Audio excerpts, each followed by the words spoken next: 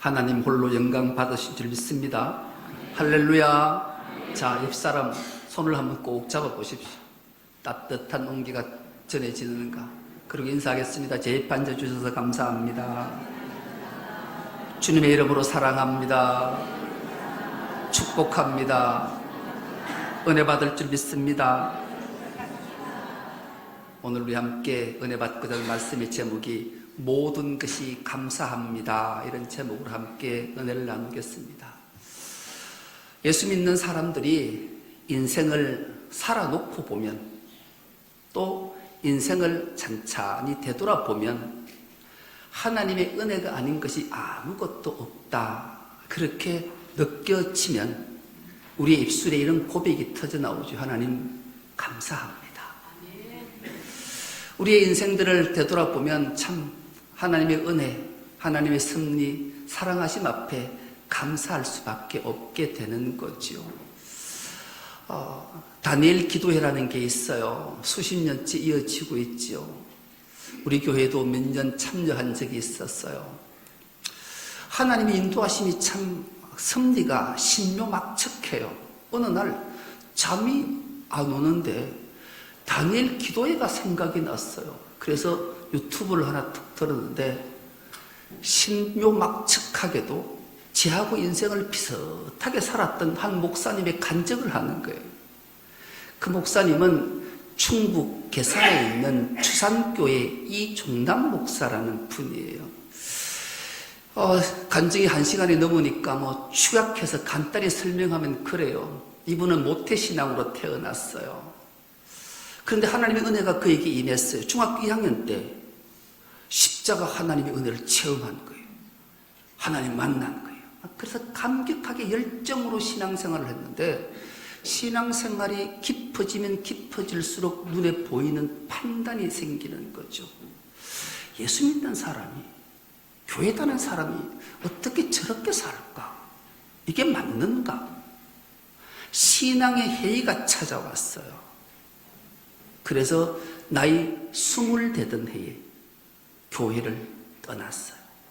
그리고 허랑방탕한 생활을 하게 돼요. 하루개는 다 성접하고 음주 가문은 두말할 것도 없고 그렇게 살다가 어느 날 소개팅을 하게 되는데, 딱 여자하고 소개팅 첫날 소개를 받고 데이트를 하는데 이 여자가 교회 갔다 온 얘기, 설교한 얘기, 찬양한 얘기만 계속하는 거예요. 가장 듣기 싫어한 3가지를 다 하는 거예요. 그래서 이 여자 다시 안 만나겠다, 야겠다고 돌아섰는데 웬걸 생각이 나는 거예요. 2번째 만났어요. 2번째도 똑같은 거예요. 교회 갔다 온 얘기, 설교 얘기, 찬양 얘기. 진짜 안 만나야지 하고 헤어졌는데 3번째 또 생각이 나서 만났어요. 그리고 그 얘기 듣고 그만 결혼한 거예요.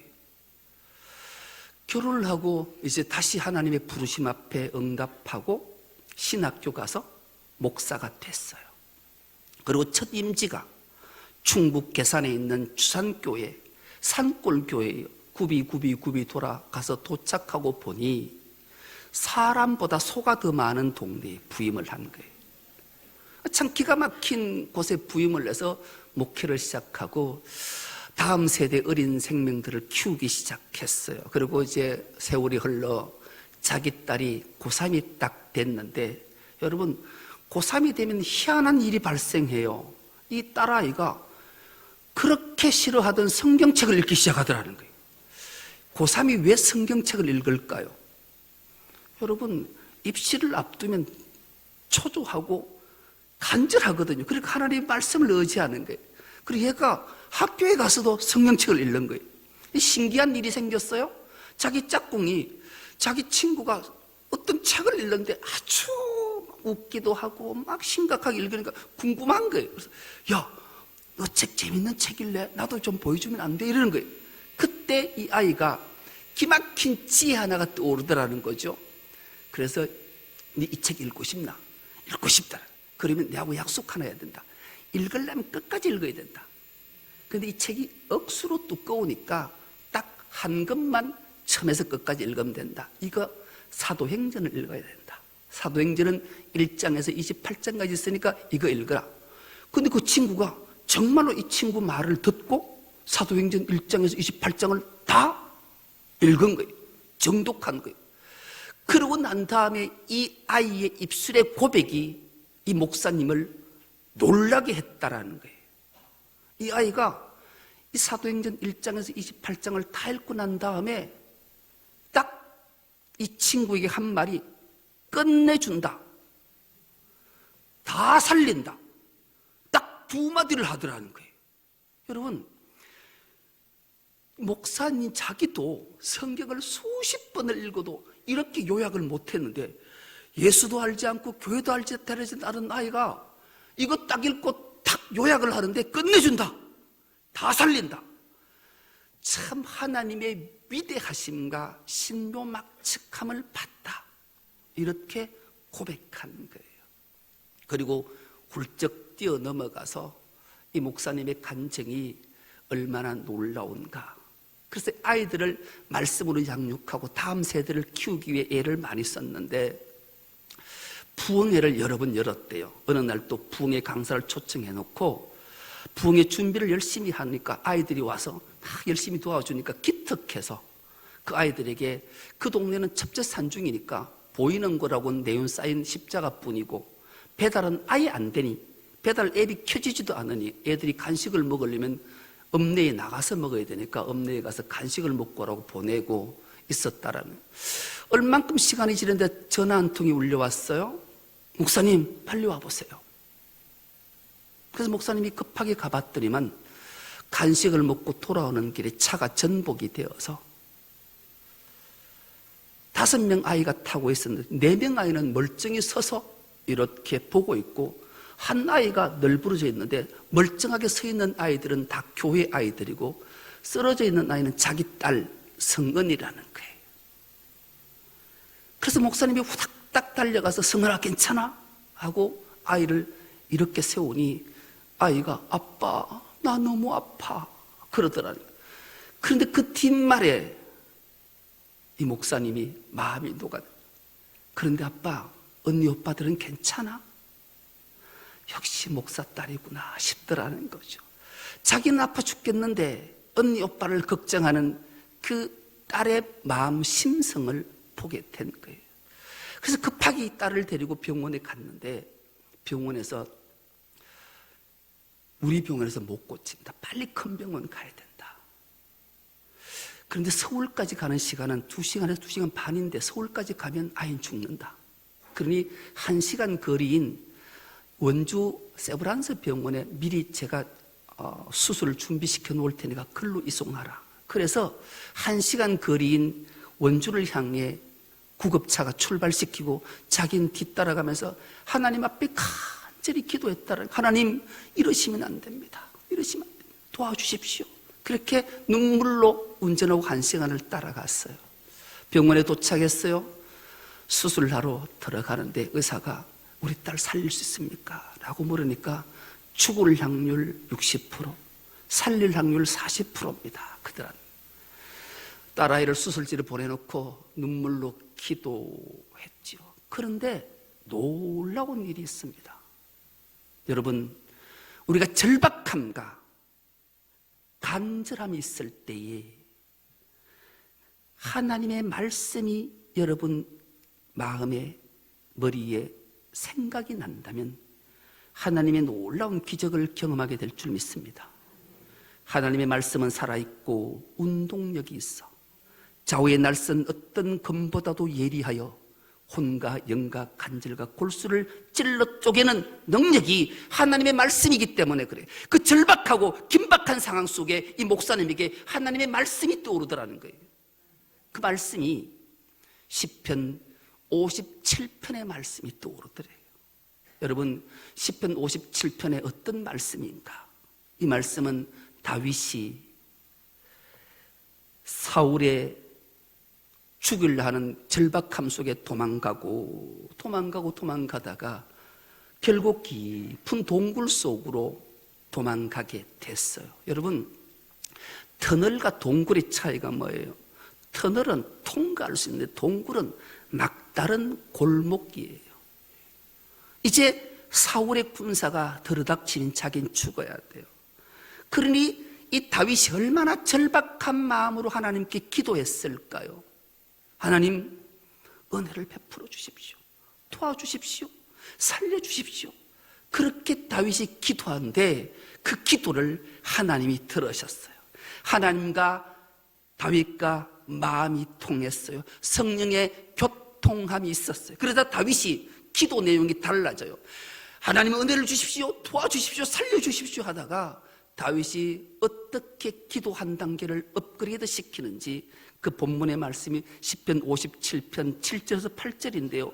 우리가 이 하나님 말씀을 한 목소리를 합독해 보겠습니다. 시작.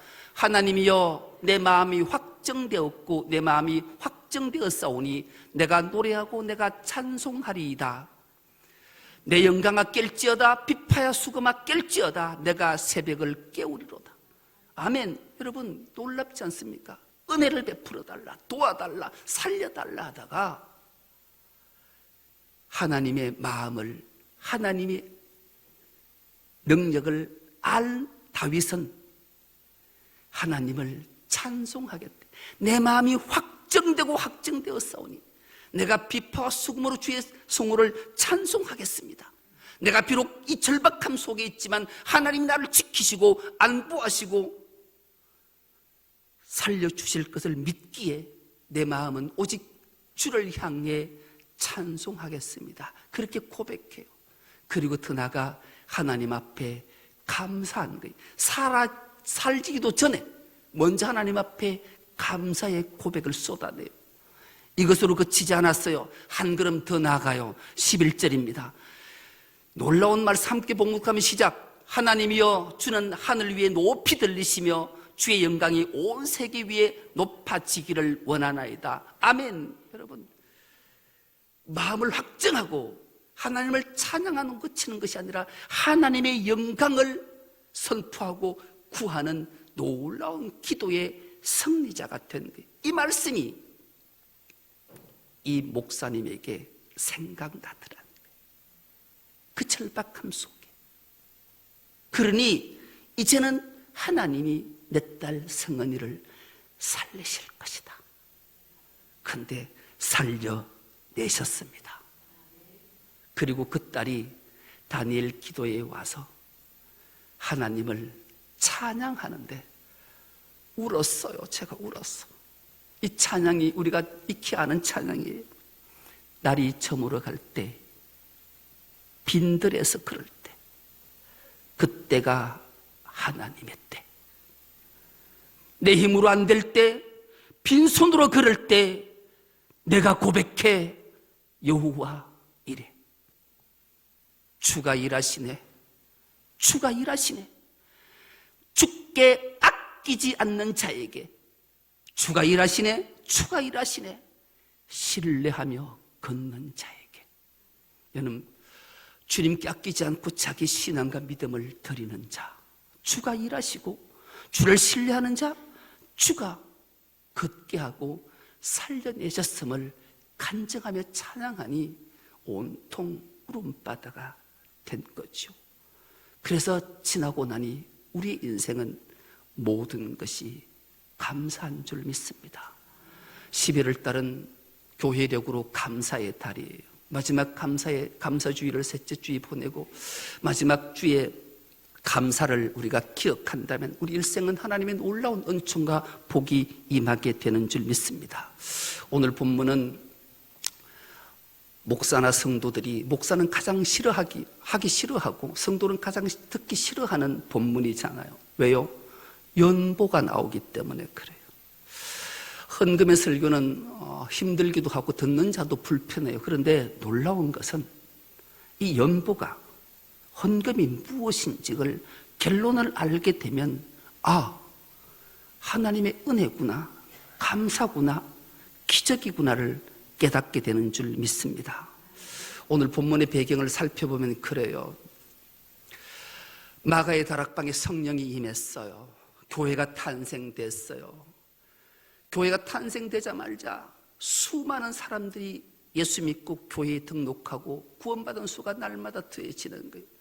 베드로가 설교 한 번 하니까 하루에 3,000명이 회개하고 세례받는 놀라운 역사가 일어났어요. 그러니 이 예루살렘 교회는 번성하고 성장하고 감당이 안 되는 거죠.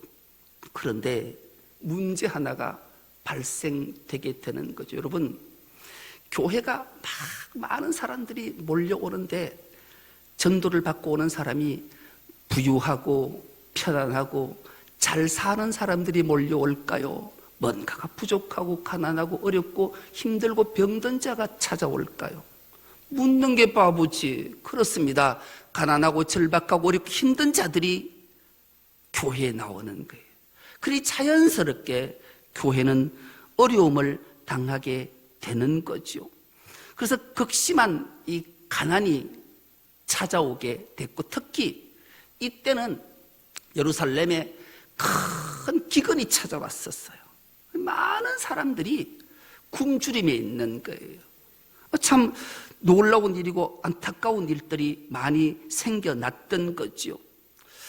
역사에 기록될 정도로 예루살렘에는 큰 기근이 있었던 때였어요. 이 소식이 퍼져서 저 마게도냐에 있는 데살로니가 교회까지 이 소식이 전해졌어요.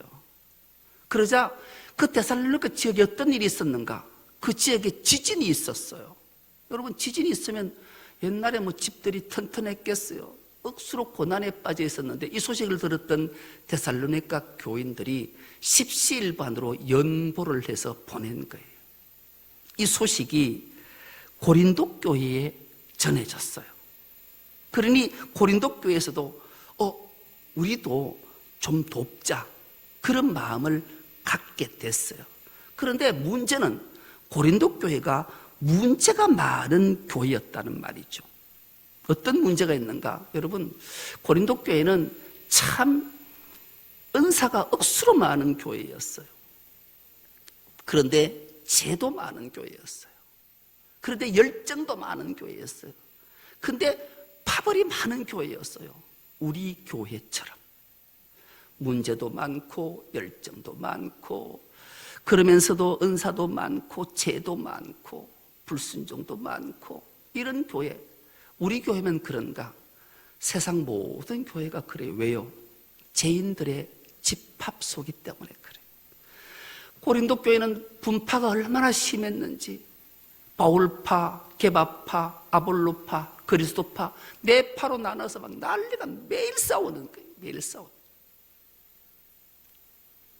그런데 바울이 이 소식을 듣고 예루살렘 교회 기근을 얘기했더니만 어느 한 파에서 숙덕숙덕 웅성웅성 하는 거예요. 야, 저 바울 선생 말을 믿어도 될라? 진짜 그럴라? 우리가 소문을 들어보니까 가짜 사도라 하던데, 돈 주고 샀다 하는 것 같은데, 이게 웅성웅성한 거예요. 그러니 이게 제대로 되겠냐고요. 그런데 하나님의 은혜가 임해서 이 오해가 풀렸어요. 그러니 그들도 연보하려는 마음들이 생겼어요. 그러자 사도 바울이 오늘 이 편지를 보내고 오늘 본문의 내용을 수록하게 된 거죠. 여러분, 사도 바울의 간절한 마음과 저의 간절한 부탁 하나가 있어요. 하나님 앞에 연보할 때, 헌금 드릴 때 준비해서 드리는 은혜가 있기를 축복합니다.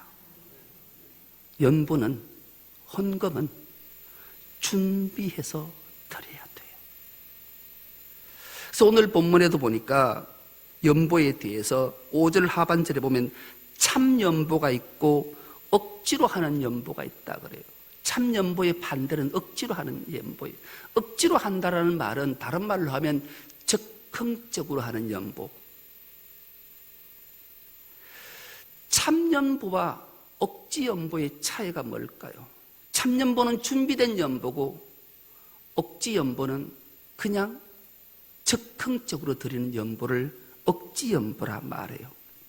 그런데 이 연보라는 말이, 오늘 본문에도 연보라는 말이 등장하지만 우리는 이제 지금은 연보라는 말을 쓰지 않아요. 이 연보라는 말을 헌금이라 바꿨어요. 그런데 왜 연보라는 말을 우리가 쓰지 않을까? 연보라는 말이 우리가 중국말을 쓰다 보니까 연자가 버릴 연자예요. 그리고 보자가 도울 보자를 썼어요. 내 것을 버려서 돕는다. 그러니 하나님 앞에 연보를 한다? 이건 좀 말이 맞지 않지 않냐 해서 헌금이라는 말로 바꿨어요. 그런데 사실은 이 연보라는 말이 헬라 말로 원어로 보면 달라요. 이 연보라는 헬라 말이 율로키아라는 단어를 썼어요. 한번 따라 해볼까요? 율로키아. 예, 율로키아는 두 단어 합성인데 유라는 좋다라는 말과 로고스, 말씀이라는 단어가 합해져서 율로키아라는 단어를 썼어요. 이 율로키아는 찬양하다, 송축하다, 찬미하다, 축복하다, 선행하다 이런 뜻을 가지고 있는 게 율로키아 연보예요. 그러니 우리가 말하는 한문으로 풀어내는 것이 아니라 원어로 풀면 그런 거죠. 그래서 이 연보, 헌금, 율로키아는 상당히 귀한 하나님을 찬양하고 축복하고 그런 내용의 선행이 담겨 있으니까 귀한 거죠. 이 두 단어 합성이라 했잖아요. 유, 좋다, 로고스, 말씀. 좋은 말씀이 뭐예요? 복음이에요. 복음. 이 복음이 누구예요? 예수 그리스도예요. 그러니 이 연보, 율로키아라는 말의 뜻은 깊은 의미가 담겨져 있는 거죠. 그래서 우리는 연본을 억지로 드리면 안 돼요. 즉흥적으로 드리면 안 돼요. 준비해서 참 연보로 드려야 돼요. 이 무서운 사건 하나가 있잖아요. 사도행전 5장의 사건을 우리는 기억해요. 사도행전 5장에 어떤 사건이 있었나요? 서두에도 잠깐 말씀드렸듯이 예루살렘 교회는 흥왕하기가 이루 말할 수 없을 정도로 수많은 사람들이 몰려들었으니 가난한 사람들이 많았어요. 그래서 구제할 일들이 많고요. 배고픈 자들이 많았어요. 교회에 와서 배고파하고 어려워하고 힘들어하는 자가 있으면 안타깝잖아요. 그때 용감한 신앙 믿음 좋았던 바나바라는 목사님이 자기의 전답을 팔아서 하나님 앞에 예물을 드렸어요. 헌금 연부한 거죠. 그러니 수천 명, 수만 명의 교인들이 어떻게 했어요? 이야, 역시 목사는 다르다. 그러니 그를 존경하고 사랑하고 축복하니 이때 적극적으로 생각하나, 나도 교회 다니고 근데 난 재산이 많은데 나도 교인들로부터 인정받고 존경받고 사랑받았으면 좋겠다라는 생각한 사람이 있었어요. 그가 성경은 아나니아와 삽비라라 정언해요. 그래서 그가 자기도 존경받고 사랑받고 인정받으려고 전답을 팔았어요. 근데 웬걸 놀라운 일이 있었어요. 지난 작년만 해도 이게 한 1억쯤 될 것 같아서 팔았는데 10억이네. 받고 보니까 너무 큰 돈 다 내려 하니까 아까운 생각이 들어요. 그래서 한 절반쯤을 꽁쳐버렸어요. 그래서 하나님 앞에 내어놓았는데 성령의 교통함, 준비하지 않고 적극적으로 억지로 낸 헌금을 하나님이 받으시겠냐고요. 베드로를 통해서 알게 하셨어요. 베드로가 일가를 해요. 감히 성령을 속이냐, 하나님을 속이냐라는 말 앞에 아나니아와 삽비라는 순차적으로 죽임을 당하는 끔찍한 일이 발생했어요. 그때 이 교회에 어떤 말을 성경은 기록하고 있는가? 모두가 크게 두려워했다. 그래요. 여러분, 하나님을 속이고 준비된 예물이 아니라 억지로 하는 예물, 적극적으로 드린 예물을 하나님을 경멸히 여기는 거니 무서운 징계가 임한다는 말씀이에요. 그래서 예물은 준비해서 드려야 되는 거예요. 왜요? 이 준비할 때 어떤 심령으로 준비를 할까요? 마음으로부터 출발되기 때문에 그래요. 고린도후서 8장 12절은 이렇게 말씀하는데, 이 말씀도 우리가 한 목소리를 합독해 보겠습니다. 시작. 할 마음만 있으면 있는 대로 받으실 터이요 없는 것은 받지 아니하시리라. 아멘. 여러분, 예물은, 헌금은, 연보는 마음으로 준비해서 드려야만이 하나님이 연락하신다라는 말씀이에요. 그래서 간절히 부탁하옵기는 예물은, 헌금은, 연보는 준비한 마음으로 드려야 돼요. 여러분, 근데 이 준비한 마음으로 드리는 것을 어떻게 드리는가라고 성경은 정언하는가? 오늘 본문 6절은 이렇게 말씀합니다. 이것이 곧 적게 심는 자는 적게 거두고 많이 심는 자는 많이 거둔다는 말이로다. 아멘. 이 말을 또 오해나 곡해하시면 안 돼요. 헌금을 많이 내는 자는 마음이 큰 자고 믿음이 좋은 자고, 적게 내는 자는 마음이 없고 그런 게 믿음이 없는 자 결코 아니에요. 그것을 물질의 헌금의 양의 많고 적음을 말씀하는 것이 아니라, 여기서 포인트는 심는다라는 데 메시지가 있는 거예요. 여러분, 우리가 봄에 씨앗을 왜 심을까요? 뭐 때문에 심으세요? 열매를 거두기 위해 심는 거예요.